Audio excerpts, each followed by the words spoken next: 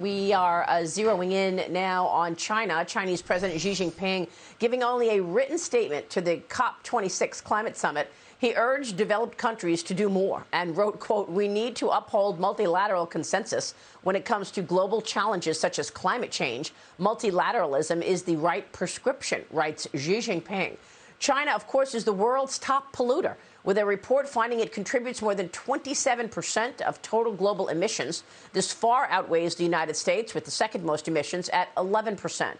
Joining me right now is Fox News senior strategic analyst, General Jack Keane. General Keane, it's always a pleasure. Thanks very much for being here. It's interesting that Xi Jinping doesn't leave China very much anymore. Why do you think he skipped the climate summit?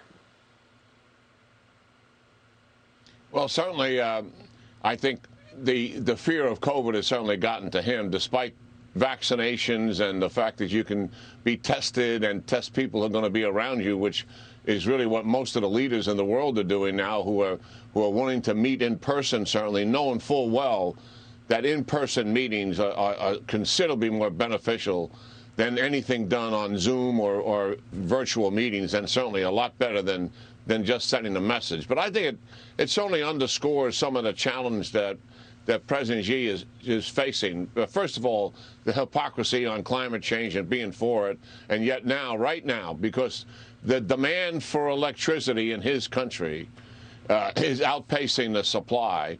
And what is he doing? He is reopening coal-fired plants, and he's building new ones every single week. But he has to reopen the old ones because the demand is so high. And he's going to put his economic self-interest ahead of the world's needs every single time, for sure.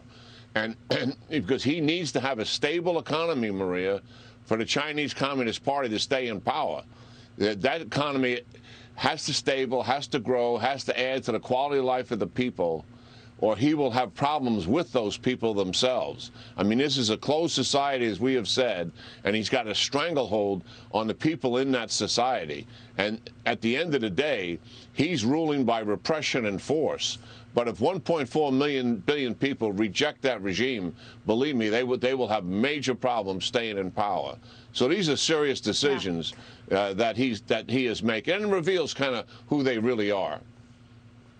Right, which is why I don't believe that they're ever going to keep any promises on any climate agreement with the United States. It feels like this administration is going to great lengths to, ignore the bad behavior and the genocide going on in that country on the idea that they're going to keep some promise. They're not going to keep the promise. They need coal plants. They're buying more coal products right now.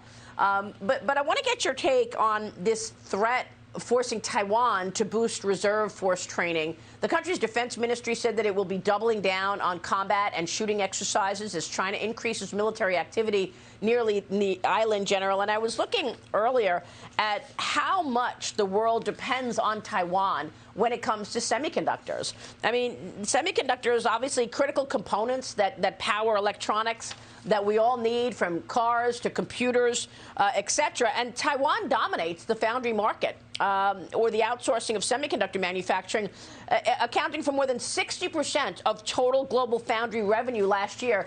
Is that one of the reasons that most people do expect China to make a play and reunify Taiwan?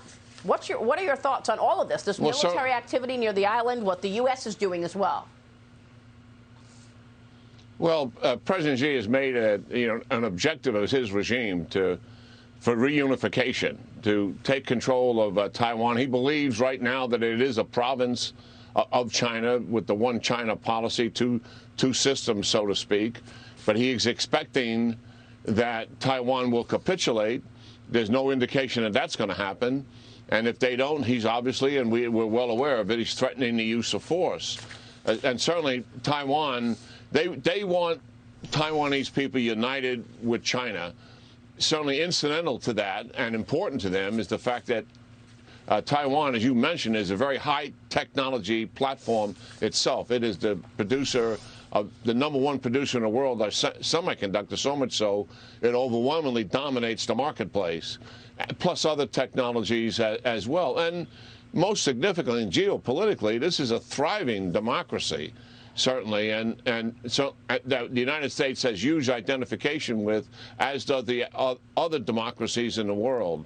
But, you know, the other thing that's happening here, we have to recognize it. You mentioned Taiwan's military. There's much they can do to improve themselves. This is a step in the right direction. They only do 4 months of service in the Taiwanese military. That should be a year or two. They should get closer to the Israeli model, where their active duty forces serve longer in terms of conscription, and the reserve forces, which are considerable, are well trained. That is not the case in Taiwan, although they are moving in the right direction. But the challenge we have here is that the Taiwanese military is no match for China's military. That's understandable.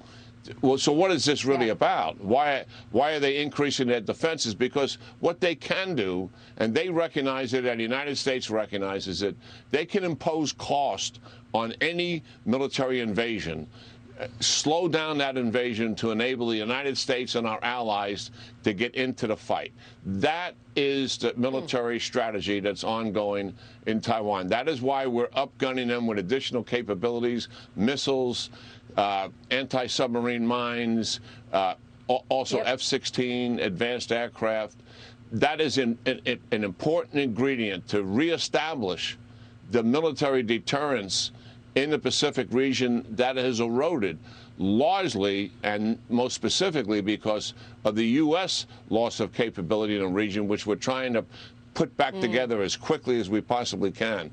And believe me, we are still behind. The balance of power in that region, Maria, as you know, has shifted militarily to China. That is a fact, and it's undeniable. They also eventually want to be the #1 military globally in the world. That's not the case now, but in the region, it certainly is the case in terms of available forces in that region. Yeah, well, they're working on it, especially with that strengthening Navy in China. General, all fantastic points. Thank you so much. Good to see you, sir. General Jack Keane.